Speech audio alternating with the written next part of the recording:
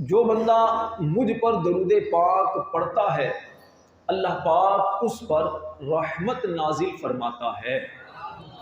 حصول برکت نزول رحمت کے لیے بلند آواز سے درود پاک پڑھیے۔ اللہم صل علی سیدنا و مولانا محمد وعلی آل سیدنا و مولانا محمد وبارک وسلم صلاۃ و سلاما علیک یا سیدی یا رسول اللہ وعلی آلک و اصحابک یا حبیب اللہ۔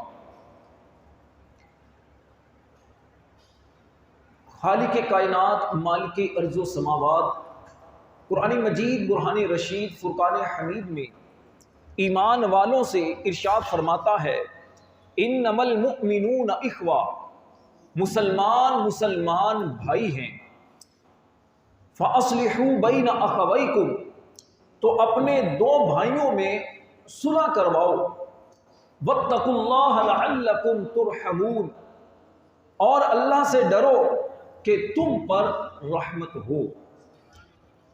اس آیت کریمہ میں رب کریم خالق لم یزل نے مسلمانوں کو آپس میں بھائی بھائی بیان کیا ہے۔ پتہ چلا کہ مسلمان کسی بھی رنگ و نسل کا ہو، مسلمان اجمی ہو یا عربی ہو، مسلمان سندھی ہو یا بلوچی ہو، مسلمان کسی بھی زبان، رنگ اور قبیلے سے تعلق رکھنے والا ہو، اگر وہ اللہ رسول کا نام لینے والا ہے، اگر وہ اللہ رسول کو ماننے والا ہے، اگر وہ دل کے اندر اللہ کے رسول کی محبت کو رکھنے والا ہے، تو وہ دنیا کے کسی خطے کے اندر ہو، دنیا کی کسی قوم سے تعلق رکھنے والا ہو، اسلام نے اس کا ایک رشتہ بنا دیا ہے جسے ہم کہتے ہیں دینی رشتہ۔ یہ دینی رشتہ اتنا مضبوط رشتہ ہے کہ اس رشتے کو کبھی بھی ختم نہیں کیا جا سکتا۔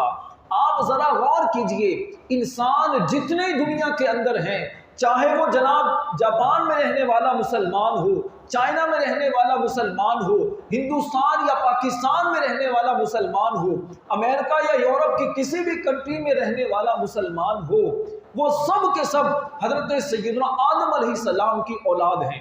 آدم علیہ السلام کی یہ ساری اولاد ہیں، کوئی کالا ہے، کوئی گورا ہے، کوئی لال رنگ کا ہے، کسی بھی رنگ و نسل سے تعلق رکھنے والا ہو، ان سب کے اندر ایک رشتہ اخوت اسلام نے رکھا ہے، اور وہ ہے اسلام کا رشتہ۔ جو اسلام کے دامن میں آ جاتا ہے وہ مسلمان کہلاتا ہے۔ جو مسلمان ہوتا ہے اس کے لیے لازم اور ضروری ہے کہ دنیا کے کسی بھی جگہ پر وہ رہتا ہو، وہ اپنے مسلمان بھائی کے حقوق کا خیال کرے۔ شریعت اسلامیہ نے ویسے تو انسانوں کے حقوق بھی بیان کیے ہیں، جانوروں کے حقوق بھی بیان کیے ہیں، غیر مسلموں سے تعلق رکھنے کے حوالے سے بھی ہماری تربیت کی ہے، لیکن خاص طور پر سب سے زیادہ جس بات پر زور دیا ہے، سب سے زیادہ جس بات کی تاکید کی ہے، وہ مسلمان کی مسلمان کے ساتھ محبت، مودت، ارادت، عقیدت، تعظیم اور ان کے ساتھ باہمی تعلق کی وجہ سے رکھی ہے۔ اب دیکھیے، اگر رشتہ کرنا ہو تو ہمیں کہا گیا ہے کہ آپ مسلمان ہونے کو دیکھیں، آپ لڑکی کے اندر صرف خوبصورتی کو نہ دیکھیں، آپ لڑکے کے اندر صرف مال و دولت کو نہ دیکھیں، آپ جناب صرف اعلیٰ خاندان کو نہ دیکھیں، آپ کسی کے بڑے بڑے اسٹیٹس کو نہ دیکھیں، کسی کی شہرت کو نہ دیکھیں، آپ نے دیکھنا ہے تو آپ نے دین کو دیکھنا ہے۔ آپ نے دین کو دیکھنا ہے۔ اگر وہ دیندار ہے، اگر وہ تقوی والا ہے، اگر وہ اللہ سے ڈرنے والا ہے، اگر وہ نبی سے محبت کرنے والا ہے، تو جناب وہ تمہارے سروں کا تاج ہونا چاہیے، تمہیں ترجیح اس کو دینی چاہیے۔ اگر تم بیٹے کا رشتہ کرنا چاہتے ہو تو لڑکی کے اندر تم نے صرف دینداری کو دیکھنا ہے، اگر لڑکی کا رشتہ کرنا چاہتے ہو تو لڑکے کے اعلیٰ کردار کو تم نے دیکھنا ہے۔ اس لیے کہ اے مسلمانوں، اللہ کے نزدیک زیادہ معیار، زیادہ بلندی کا معیار مال و دولت نہیں ہے، زیادہ شہرت نہیں ہے۔ اللہ کے نزدیک زیادہ عزت والا وہ ہے، زیادہ منصب اور مقام والا وہ ہے جو زیادہ تقوی والا ہے۔ رب نے قیامت تک کے مسلمانوں کو ایک معیار دے دیا ہے کہ اگر تمہارے نزدیک کوئی بھی مسلمان جسے تم عزت دینا چاہتے ہو، جسے تم مقام دینا چاہتے ہو، تو تمہارے پیش نظر یہ رہنا چاہیے ان اکرمکم عند اللہ اتقاکم، بے شک اللہ کے نزدیک زیادہ تم میں سے عزت والا وہ ہے جو زیادہ تقوی والا ہے۔ تقوی دین نے ایک معیار ایسا رکھا ہے کہ جو قیامت تک کے لیے ایک سند کا درجہ پا چکا ہے، جو تقوی والا ہے، جو اللہ سے ڈرنے والا ہے، جو دل میں خوف خدا رکھنے والا ہے، وہ جناب دوسروں کی عزت کا تحفظ کرنے والا ہے، وہ تنہائی میں بھی گناہوں سے بچنے والا ہے، لوگوں کے سامنے بھی گناہوں سے بچنے والا ہے، لوگوں کے حقوق کا خیال رکھنے والا ہے، لوگوں کی عزتوں کا کھلواڑ کرنے والا نہیں، لوگوں کی عزتوں کو خراب کرنے والا نہیں، جناب کسی کو لوٹنے والا نہیں، وہ کسی کے مال میں خیانت کرنے والا نہیں، وہ کسی کو دھوکہ دینے والا نہیں، وہ جھوٹ بولنے والا نہیں، وہ کسی کی عزت کو داغدار کرنے والا نہیں۔ اگر وہ تقوی والا ہے، وہ اللہ کے نزدیک بھی عزت والا ہے، وہ تمہارے نزدیک بھی عزت والا ہونا چاہیے۔ افسوس اس بات کا ہے آج پھر دوبارہ وہی وقت مسلمانوں پر آ چکا ہے جو کہ فتنوں کا دور ہے۔ آج مسلمان کسی کی عزت اس لیے کرتا ہے جناب یہ بڑا پیسے والا بندہ ہے، اس کا نام بہت بڑا ہو چکا ہے، یہ جناب بڑے اچھے لباس میں رہتا ہے، اس کے تعلقات بڑے لوگوں سے ہے۔ اے مسلمانوں، اپنی اہمیت کو پہچانو، اپنے دین کو پہچانو۔ تم دنیا کے اندر جتنے بھی مسلمان ہو سب کے سب آپس میں بھائی ہیں۔ رشتہ اخوت اسلام نے جو تمہارا ایک بنایا ہے، اور یہ رشتہ یہ آج سے نہیں، جس وقت آدم علیہ السلام کے اولاد ہوتی ہے اس وقت سے یہ رشتہ تمہارا قائم ہو چکا ہے، اور قیامت تک تمہارا یہ رشتہ قائم ہوگا۔ اور یہ بھی یاد رکھو، اگر دنیا کے اندر تم نے ایک دوستی کا معیار، دنیا کے اندر اگر تعلق کا معیار فقط مال و دولت کو رکھا، فقط حسن و جمال کو رکھا، اگر فقط جناب شہرت اور منصب کو رکھا، تو یہی تمہارے دوست، یہی تمہارے رشتہ دار قیامت والے دن تمہارے دشمن بن جائیں گے، یہ تمہیں پکڑ کر جہنم میں لے کر جائیں گے۔ ہاں اللہ نے قرآن میں بیان کیا ہے الاخلاء یومئذ بعضهم لبعض عدو الا المتقین، فرمایا اس قیامت کے دن کو یاد کرو جب گہرے دوست بھی ایک دوسرے کے دشمن ہو جائیں گے۔ اور ہاں، جس کی دوستی کا معیار تقوی پر ہوگا، جن کے تعلق کا معیار اللہ رسول کی محبت پر ہوگا، وہ قیامت والے دن بھی گہرے دوست رہیں گے۔ وہ دوست ایک دوست کا ہاتھ پکڑ کر جنت میں لے کر جا رہا ہوگا۔ اور اگر تم نے دنیا کے اندر تعلق، دنیا کے اندر رشتہ داری فقط دنیا بنانے کے لیے رکھی ہوگی تو یہ دنیا میں بھی دوستی پائیدار نہیں رہتی، کیونکہ یہاں پر تمہارے تعلق کی بنیاد وہ دنیا ہے، اور دنیا جب تک بندے کے پاس رہتی ہے اسی وقت تک بندہ تعلق رکھتا ہے۔ جب تک مال ہے آپ سے تعلق ہے، مال ختم ہوا آپ سے تعلق بھی ختم ہو جاتا ہے۔ آج ہو کیا رہا ہے، بدقسمتی کہیے، ہماری محرومی کہیے، دین سے دوری، جہالت کی وجہ سے آج سندھی کہتا ہے میرا سندھی بھائی ہے، پنجابی کہتا ہے جناب میرا تو پنجابی بھائی ہے، بلوچی کہتا ہے نہیں میں تو بلوچی کے ساتھ ہوں۔ ارے اللہ کے بندو، یہ ساری زبانیں وہ ہیں جو تمہارے باپ آدم علیہ السلام کو اللہ نے سکھائی تھی۔ تم سب کا باپ ایک ہے، تم سب کی ماں ایک ہے، تمہارا رشتہ ایک ہے، اور تم سب کے سب جب کلمہ پڑھ کر اسلام کے دامن میں آ چکے ہو تو سارے ایک چھتری کے نیچے آ کر اس بات کا عہد کر چکے ہو ہم نے اللہ کو ایک مانا، ہم نے نبی کو اپنا رسول مانا، ہم نے جناب قرآن کو اللہ کی کتاب اور کلام اور اپنے لیے نجات مانا ہے۔ تو سب کو چاہیے کہ ایک سوچ سمجھ کر رکھو، دنیا کے اندر کہیں بھی مسلمانوں پر ظلم ہو تو تمہیں آواز اٹھانا ہوگی، دنیا میں کہیں بھی مسلمان کو مدد کی ضرورت ہو تمہیں مدد کرنا ہوگی، کبھی ظالم کی مدد کرنا ہوگی، کبھی مظلوم کی مدد کرنا ہوگی۔ آپ کہیں گے جناب ظالم کی مدد کیسے؟ اللہ کے نبی علیہ السلام نے جب فرمایا اے لوگوں، اے مسلمانوں، تم سب آپس میں بھائی بھائی ہو، فرمایا کہ مسلمان مسلمان جو ہیں وہ کسی پر مسلمان کا بھائی ہے نہ اس کو رسوا کرے، اس کو ذلیل نہ کرے۔ فرمایا جو شخص اپنے مسلمان بھائی کی ضرورت کو پوری کرتا ہے رب کریم اس کی ضرورت کو پورا کرے گا۔ فرمایا جو شخص کسی مسلمان سے مصیبت دور کرتا ہے اللہ کریم قیامت کے دن اس کی مصیبتوں میں سے کوئی مصیبت دور کرے گا، اور جو دنیا میں اپنے مسلمان بھائی کا پردہ رکھتا ہے اللہ قیامت کے دن اس کی پردہ پوشی فرمائے گا۔ ایک روایت میں نبی پاک علیہ الصلوۃ والسلام نے ارشاد فرمایا کہ مسلمان کا بھائی ہے، فرمایا کہ اپنے مسلمان بھائی کی مدد کرو، ظالم کی بھی مدد کرو، مظلوم کی بھی مدد کرو۔ عرض کی یا رسول اللہ صلی اللہ علیہ وسلم مظلوم کی مدد تو میں کروں گا کیونکہ مظلوم کو ضرورت ہے مدد کی، لیکن ظالم کی مدد کیسے ہوگی؟ فرمایا ظالم کی مدد اس طرح کر سکتے ہو، اسے ظلم سے روک کر اس کی مدد کر سکتے ہو۔ جب وہ ظلم سے رکے گا اللہ کے قہر و غضب سے بچے گا، اور قہر و غضب سے بچ کر وہ جنت میں جائے گا، اس طرح تمہاری ان کے لیے مدد ہوگی۔ میرے پیارے بھائیوں، میرے دوستوں، میرے بزرگوں، آج اخبارات کو دیکھیں، یہ کیا مسلمانوں کے اندر پھر نفرت کی چنگاری کو ہوا دی جا رہی ہے، یہ مسلمانوں کے اندر پھر وہی تعصب کی آگ کو بھڑکایا جا رہا ہے۔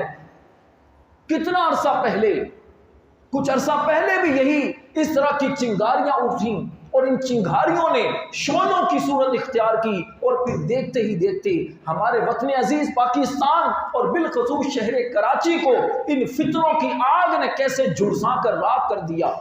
ہزاروں نوجوان اسی تعصب کی آگ میں جھلس کر راکھ ہو گئے، لیکن ان فتنہ بازوں کے کلیجے کو ٹھنڈ نہ ملی، ان فتنہ بازوں کو پھر بھی سکون نہ ملا۔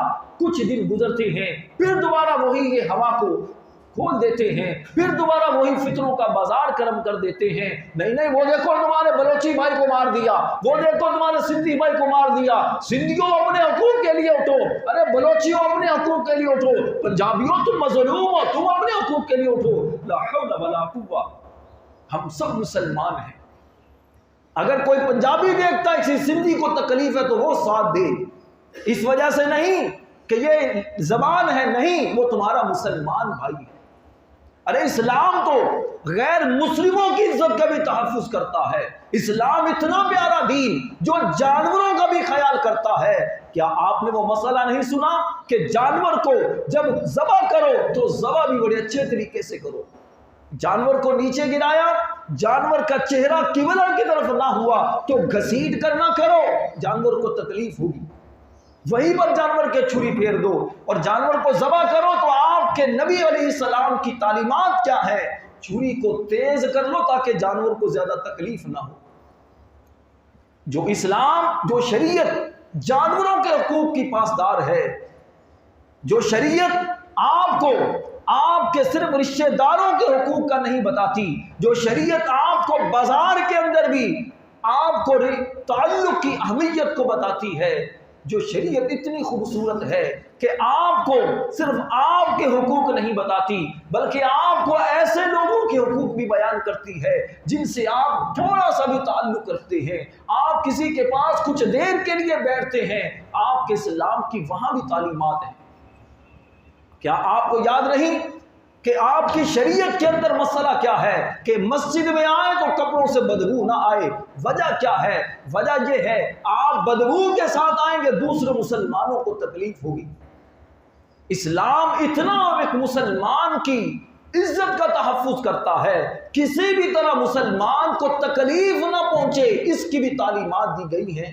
تو پھر دین اسلام کو ماننے والوں، جب آپ تعصب کی وجہ سے اس طرح کی باتیں عام کر رہے ہوتے ہو کہ جناب نہیں یہ میری برادری کا ہے، یہ میرے خاندانوں کا ہے۔ زمانہ جاہلیت کے اندر ایسے فتنے ہوا کرتے تھے، زمانہ جاہلیت کے اندر یہ وقت ہوا کرتا تھا کہ اگر کسی ایک قبیلے کا مسئلہ ہوتا، کسی ایک قبیلے کے آدمی کی کوئی بات خراب ہو جاتی تو پورا قبیلہ دوسرے قبیلے والوں کو، کتنے لوگوں کو مار دیا کرتا تھا۔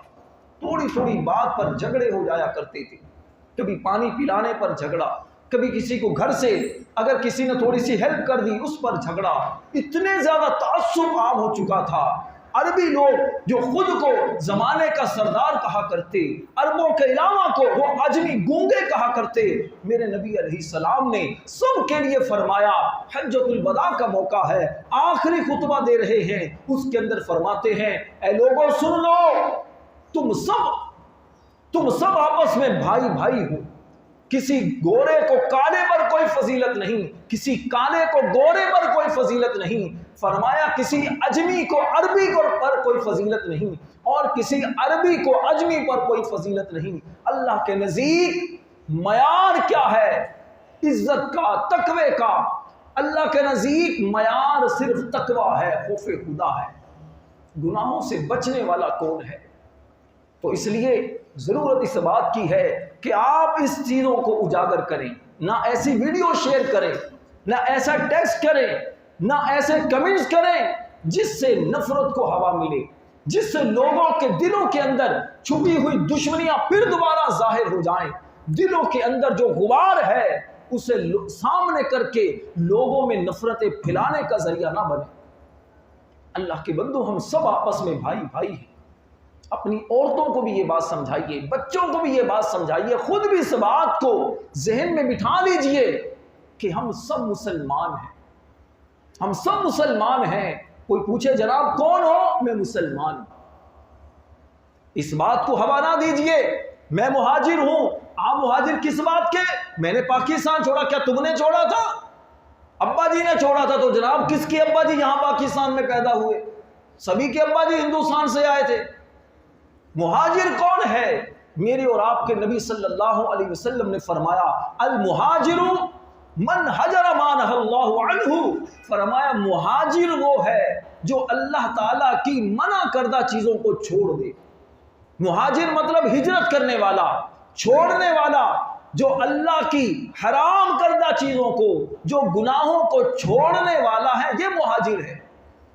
حقیقی مہاجر تو وہ ہے، اور ہم ابھی تک اسی الجھاؤ میں الجھے ہوئے ہیں۔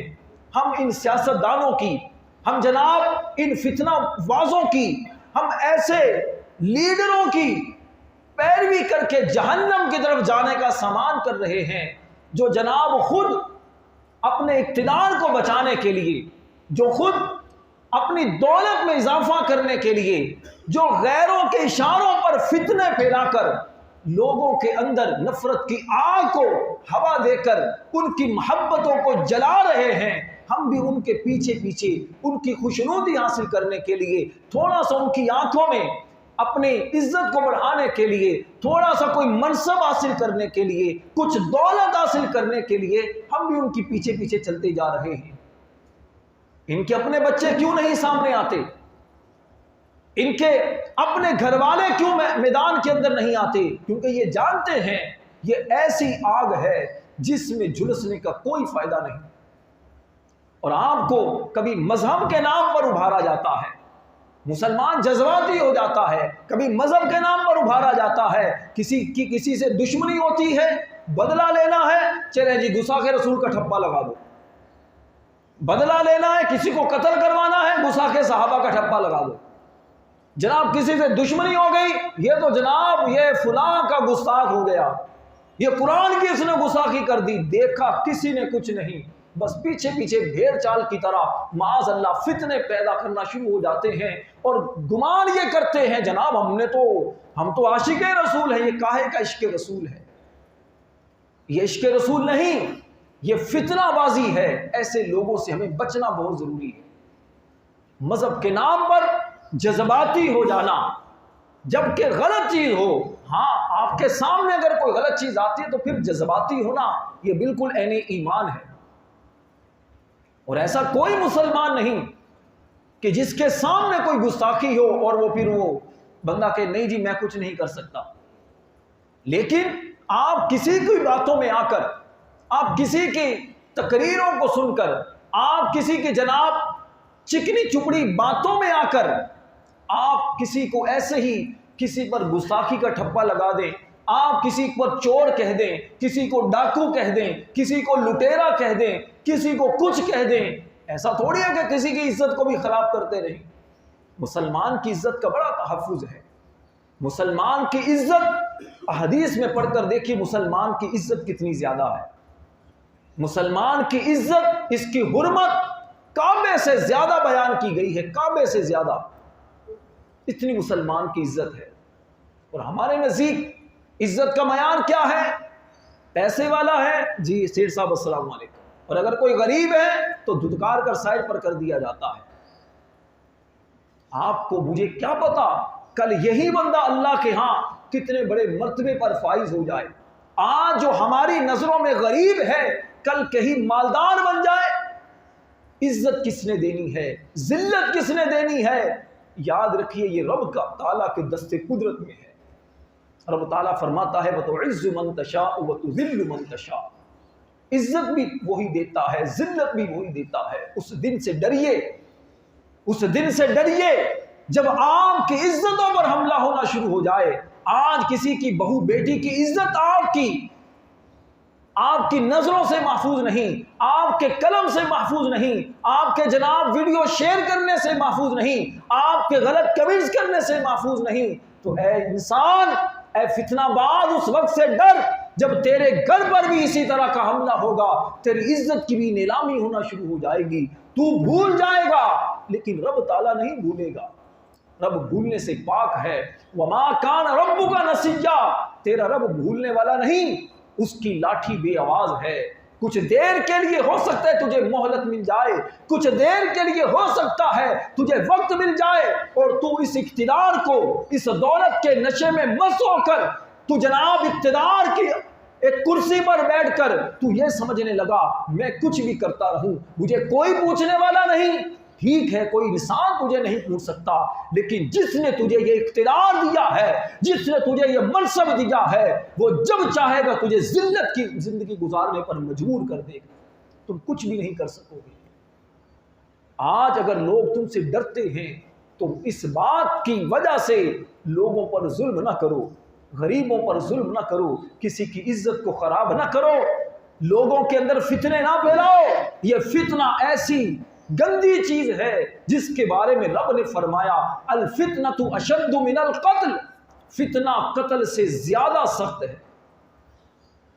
فتنے کے اندر کتنی خرابیاں ہیں. آپ جناب خاندانوں کے اندر نفرتیں پیدا کر دیتے ہیں. آپ دو دوستوں کی محبت کو آپ دشمنی میں بدل دیتے ہیں. آپ دو دکانداروں کی پارٹنرشپ کو آپ جناب نفرت کے اندر بدل دیتے ہیں. آپ ہنستے بستے گھرانے کو اجاڑ دیتے ہیں. یہ فتنہ اتنی گندی چیز ہے، اور آپ فتنے پر فتنے پھیلائے جا رہے ہیں. مسجد کے اندر آپ نماز کے لیے آتے ہیں، آپ پانچوں وقت مسجد میں نماز کے لیے آتے ہیں، یا جمعہ کے دن نماز کے لیے آتے ہیں، یا عید کے دن نماز کے لیے آتے ہیں. آپ کو ایک ساتھ کھڑا کیا جاتا ہے، ایک ساتھ کھڑا کیا جاتا ہے. ملک کا وزیر اعظم ہو یا چپڑاسی ہو، دونوں ایک صف کے اندر کھڑے کیے جاتے ہیں. دونوں کو پیغام دیا جاتا ہے کہ دیکھو تم یہاں ایک صف میں کھڑے ہو، ایک اللہ کو سجدہ کر رہے ہو، ایک ہی طرح ہاتھ باندھ کر نماز پڑھ رہے ہو. اے مسلمانوں، اسی طرح اللہ کے نزدیک تم سب ایک آدم کی اولاد ہو. ہاں، تمہارے نزدیک تم میں سے زیادہ عزت والا وہ ہے جو تقوی والا ہے، جو اللہ سے ڈرنے والا ہے. سارے مسلمان ایک صف میں کھڑے کر کے یہ میسج دیا جاتا ہے، یہ قوم کو پیغام دیا جاتا ہے کہ تم سارے کے سارے اللہ کے نزدیک ایک صف میں کھڑے ہو چکے ہو. لہٰذا اسی طرح آپس میں بھی سینہ پلائی دیوار کی طرح مضبوط ہو جاؤ. نماز کے اندر بھی کہا گیا کہ جب صفیں بناؤ اس طرح ساتھ مل کر کھڑے ہو کہ شیطان کو گزرنے کی جگہ نہ ملے. اگر جگہ میں فاصلہ رکھو گے تو شیطان تمہاری صفوں کے اندر آئے گا، تمہارے دلوں میں وسوسے پیدا کرے گا. اے مسلمانوں، اسی طرح تم سب کے سب بھی ایک جسم کی طرح ہو، تم سب کے سب ایک عمارت کی طرح ہو. تم میں سے ایک بلاک دوسرے کو طاقت دیتا ہے، تقویت دیتا ہے. اگر بلاک ایک ترتیب سے رکھے جائیں پوری عمارت ایک خوبصورت سائبان کی بن جاتی ہے. سایہ دیتی ہے، تحفظ دیتی ہے، آندھیوں سے بندے کو حفاظت دیتی ہے۔ اگر تم سب بھی ایک ہو جاؤ، آپس میں اتفاق پیدا کر لو، اتحاد پیدا کر لو، تو کافروں کی کیا مجال کہ تمہاری طرف میلی آنکھ سے دیکھ سکے۔ آج جو تمہارے اندر نفرت پیدا ہو چکی ہے، تم کہتے جناب میں بڑے باپ کا ہوں، میں جناب فلاں کا بیٹا ہوں، میں جناب فلاں سے تعلق رکھنے والا ہوں، ٹھیک ہے، انہی جھگڑوں کے اندر الجھتے رہو، اور دشمن تمہاری صفوں کے اندر آ کر تمہارے اندر فتنے پیدا کر رہا ہے۔ کبھی تمہیں پنجابی کی بات کر کے، کبھی جناب تمہیں میمن کا تانا دے کر، کبھی تمہارے اندر بلوچی کی بات کر کے تمہارے اندر نفرتیں پیدا کر رہا ہے، اور تم ہو کہ دشمنوں کے ہاتھوں میں کھیلتے چلے جا رہے۔ اپنے آپ کو پہچانو، تم ایک نبی کو ماننے والے ہو، ایک کتاب کو ماننے والے ہو، ایک اللہ کو ماننے والے ہو، تم سارے کے سارے نبی کے صحابہ سے پیار کرنے والے ہو، تم سارے کے صحابہ، سارے کے سارے نبی کی آل سے محبت کرنے والے ہو۔ ارے تم سب کا ایک ہی نقطہ نظر ہے، ہمیں اللہ کی رضا چاہیے، ہمیں نبی کی رضا چاہیے، قیامت میں نبی کی شفاعت چاہیے۔ جب سب کا ایک نظریہ ہے، ایک عقیدہ ہے، ایک ہی بات پر سب کا اتفاق ہے، تو پھر آپس میں جھگڑے کس بات کے؟ جھگڑے کس بات کے؟ یہ جھگڑے اس بات کے، یہ غریب ہے میں امیر ہوں، یہ مغل ہے میں جناب میں ارائی ہوں، یہ فلاں ہے میں جناب فلاں ہوں۔ ارے اللہ کے بندو، یہ قومیں، یہ قبیلے، یہ تو پہچان کے لیے بنائے گئے ہیں، یہ پہچان کے لیے بنائے گئے ہیں۔ وَجَعَلْنَاكُمْ شُعُوبًا وَقَبَائِلَ لِتَعَارَفُوا، اللہ نے فرمایا کہ ہم نے یہ قبیلے، یہ خاندان اس لیے بنائے تاکہ تمہاری پہچان ہو۔ اس کا مطلب یہ تھوڑی ہے کہ کوئی اگر کسی خاندان سے تعلق رکھتا ہے تو وہ زیادہ فضیلت والا ہو گیا۔ اللہ کے نزدیک فضیلت والا فقط وہی ہے جو تقوی والا ہے۔ اب دیکھیے مسجد کے اندر کتنے لوگ آتے ہیں، لیکن امامت کے مصلے پر کون ہوتا ہے؟ امامت کے مصلے پر اسی کو کھڑا کیا جاتا ہے جو قوم میں سے قرآن اچھا پڑھنے والا ہو، جو قوم میں سے قرآن کا زیادہ علم رکھنے والا ہو، جو قرآن زیادہ سمجھنے والا ہو، جو دین زیادہ سمجھنے والا ہو، اس کو آگے کیا جاتا ہے۔ جناب ہم سب کی نمازیں آپ کے سپرد ہیں، آپ اللہ کی بارگاہ میں نمائندے بن کر پیش کریں۔ یہ ایک میسج ہے دین اسلام کی، کسی بھی بات پر غور کریں گے آپ کو میسج ملے گا، ایک میسج ملے گا، سمجھایا جائے گا کہ اللہ کے بندو غور کرو، تم سب ایک ہو، ایک ہو تو ایک بن کر رہو۔ نبی کریم علیہ السلام نے فرمایا ایک مسلمان دوسرے مسلمان کے لیے عمارت کی طرح ہے، جس کی ایک اینٹ دوسری اینٹ کو مضبوط کرتی ہے۔ تو آپس میں ایک بن کر رہیں تاکہ مضبوط بنو۔ اگر الگ الگ ہو جاؤ گے تو کوئی بھی آ کر تمہیں شکست دے دے گا، تمہیں جناب وہ ذلیل کرے گا، اور تمہاری طاقت ساری کی ساری ختم ہو جائے گی۔ غزوہ بدر 313 ہیں، وہ ایک بن کر رہے، 1000 کے لشکر کو شکست دے دی۔ غزوہ احد کے اندر مسلمان 3000 ہیں، آگے ہزاروں کا لشکر ہے، اللہ نے مسلمانوں کو اس مقام پر بھی اللہ نے عروج بخشا۔ غزوہ تبوک کا موقع ہے، مسلمان 30,000 ہیں، کافر 10 لاکھ کی تعداد میں ہیں، لیکن اللہ نے مسلمانوں کا رعب ایسا طاری کیا کہ انہیں بھاگتے بند پڑی۔ فتح مکہ کے موقع پر مسلمان تھوڑی سی تعداد میں ہیں، کافر بہت بڑی تعداد میں ہیں، لیکن دیکھیے مسلمانوں کو وہاں بھی فتح نصیب۔ تو آپ چاہتے ہیں کہ آج بھی مسلمان سرخرو ہو، تو پھر ایک بن کر رہیں، جھگڑوں کو چھوڑیں، محبتوں کو عام کریں۔ اللہ سے دعا ہے اللہ ہمیں آپس میں محبتیں قائم کرنے والا بنائے۔ آمین بجاہ النبی الامین صلی اللہ علیہ وسلم۔